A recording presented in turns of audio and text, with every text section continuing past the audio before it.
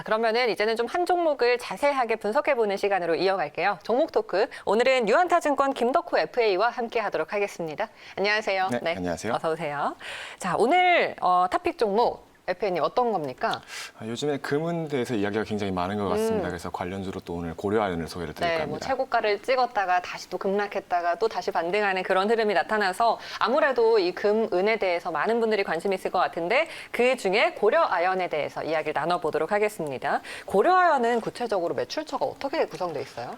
실제로 이제 회사명에서도 아실 수 있겠지만은 아연과 연을 주로 매출을 하고 있는 회사입니다. 실질적으로 영어 자명으로도 코리안 제타연 이렇게 해서 아연으로 나타나 있고요. 사실 매출 상품을 대부분 얘기를 말씀드리면은 이제 아연과 연과 같은 부분들 어떤 비철금속 관련된 부분들 영위를 하고 있습니다. 특히 최근 들어서는 캐나다 관광자원부와 관련해서 구리 정광과 관련된 부분들까지도 이야기가 나오기 때문에 이제는 앞으로의 사업에서 철강을 제외한 부분에서의 품종은 아무래도 고려해야 하는 동태들을 살펴보실 필요가 있지 않을까 정리를 드릴 수 있을 것 같습니다. 특히 이제 최근 들어서 2차 전지와 관련된 부분들, 즉 전기차 이슈가 강해지면서 전해 동박에 대한 이야기들도 많이 나오고 있는데요. 최근 고려아연은 지난 3월 2차 전지에 활용이 되는 전해동박 공장을 신설하겠다는 의지를 내세우면서 어게인 2011이라는 슬로건과 함께 올 2020년 이후부터의 움직임들을 좀 더 박차를 가하겠다는 강한 의지를 보이고 있습니다. 은 사업이 또 눈에 띄는데요. 지금 은 쪽은 어때요? 실질적으로 2019년도 기준으로 전 세계 채광 업체들 중에서 은의 생산량이 가장 높았습니다. 약 2,000톤 넘게 이렇게 생산을 한 바가 있는데요. 실제 이 은 채광과 관련해서 조금 말씀을 드리자면은 고려 아연, 즉 이제 이름과 같이 아연과 연에 대한 가격에 대해서 야구를 많이 봤지만 마찬가지로 최근 들어서 은의 가격과 더불어서도 효과들이 굉장히 뛰어났는데요. 실제로 이제 이 채광 업체와 관련된 미국의 이제 상장 ETF인 SIL에서도 마찬가지로 이런 편입 비중들이 없지 않다는 부분들 약 3% 정도 비중을 차지하고 있습니다. 어떻게 보면은 전 세계에서 은에 대한 생산 비중에 비해서는 오히려 편입 지수는 낮은 편인데요. 특히 환율적인 리스크나 이런 부분들에 대해서 오히려 주식이라는 부분이 타격 때문에 비중은 적지만 오히려 전 세계적인 채광 업체들 중에서는 만만케 볼 수 있는 기업은 아니다라는 점을 한 번 더 강조드리고 싶습니다. 그렇군요. 자, 그러면은 고려 아연에 대해서 우리 이야기를 나눠보고 있는데 사실 2분기에는 실적이 다소 부진했잖아요. 네, 일단 그렇죠. 이유를 짚어볼까요? 앞서서 말씀드린 것처럼 이제 아연과 연의 가격들이 줄었습니다. 그러니까 실질적으로 이제 아연과 연 가격들, 그러니까 매출 비중을 봤을 때 매출의 품목 비중은 50% 이상씩 절반 이상이 아연과 연의 가격이 굉장히 연동이 높은데요. 실질적으로 팬데믹 사태 이후에 경기 재개가 이루어지기 전까지의 공장의 수요들이 굉장히 급감을 했습니다. 결국 이제 수요가 급감을 하다 보니 원자재 가격이 하락을 하는 안타까운 면들이 나타났었고요. 오히려 반사적인 수혜로는 귀금속이었던 금과 은 가격이 탄력을 받게 되면서 고려아연에 대한 주가 평가도 결국에는 예상만큼 그렇게 떨어지지는 않았겠구나라는 부분들이 오히려 시장에서 반영이 된 것이 아닐까라고 좀 정리될 수 있을 것 같습니다. 앞으로가 중요할 것 같아요. 앞으로 하반기에 실적이 어느 정도 좀 반등을 해줄지. 일단은 이제 2분기까지의 어떤 이제 경기 민감주들, 특히 이제 지난 6월까지는 철강주들, 금융주들이 굉장히 타격이 힘들었습니다. 사실 이제 금융주나 아니면은 철강주들, 비철강 관련 종목들, 그리고 제조업 관련된 회사들이 가장 강세를 나타냈던 부분들은 사실 5월 말부터 6월 중순 전까지, 즉 앞으로의 경기 재해가 가속화가 될 것이며 특히 시장에 대한 수요 회복들이 빨라질 것이다. 또 원유에 대한 생산량들이 훨씬 더 남지 않을 것이다. 재고량이 급격하게 줄고 있다 등등 이런 제기들이 나왔을 때는 결국 민감주의 성향이기 때문에 마찬가지로 철강이라든가 아니면 비철금속은 특히 더더욱더 부각이 되지 않을까라는 부분을 살펴서 말씀드릴 것 같고요.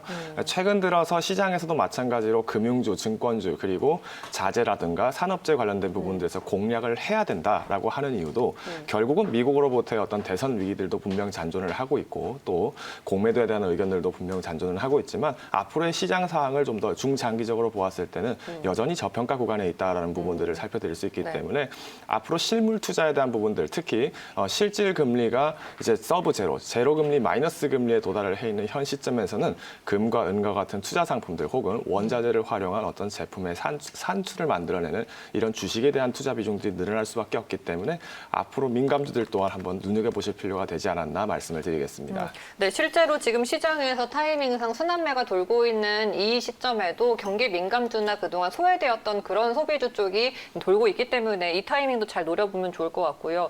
차트를 좀 보면은 일단 수급은 외국인의 유입이 꾸준해요. 이런 가운데 우리가 어디까지 좀 노려볼 수 있을지 궁금하네요. 실제로 이제 고려아연을 제가 이제 다른 프로그램에서도 자주 이렇게 추천을 드렸었는데 사실 개인 투자자분들의 성향에 있어서는 조금 버거우셨을 수 있습니다. 이유인즉슨 기관에 의해서 수급이 만들어지는 종목인 만큼 사실은 외국인들의 동태에 따라서 주가의 흐름들이 굉장히 달라질 수밖에 없습니다. 한 가지 재밌는 사실은 실제로 이 고려아연에 대한 가격과 그리고 국제은 가격에 대해서 대입을 해보시면 어느 정도 고려아연과 은의 가격 추이가 최근 들어서 굉장히 유사하게 움직이고 있다는 부분들을 설명드릴 것 같은데요.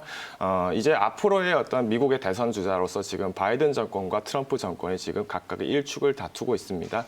그런데 최근 들어서 미국 장세 또한 바이든 정권에 대한 장세 부분들이 호재가 나타나면서 이제는 바이든 정권 주잡기라는 부분으로 어떤 종목들, 어떤 사업들이 탄력을 받을까 기대가 되고 있는데요.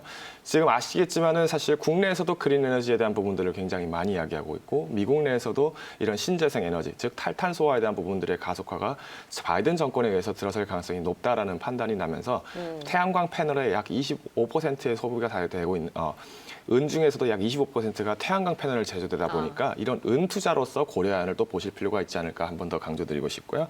어디까지나 주가적인 매력을 보셨을 때 최근 들어서의 동태들이 굉장히 강합니다. 즉 팬데믹을 제외하고 나서의 움직임들이 가장 두드러졌던 곳은 바로 이 두 구간인데요.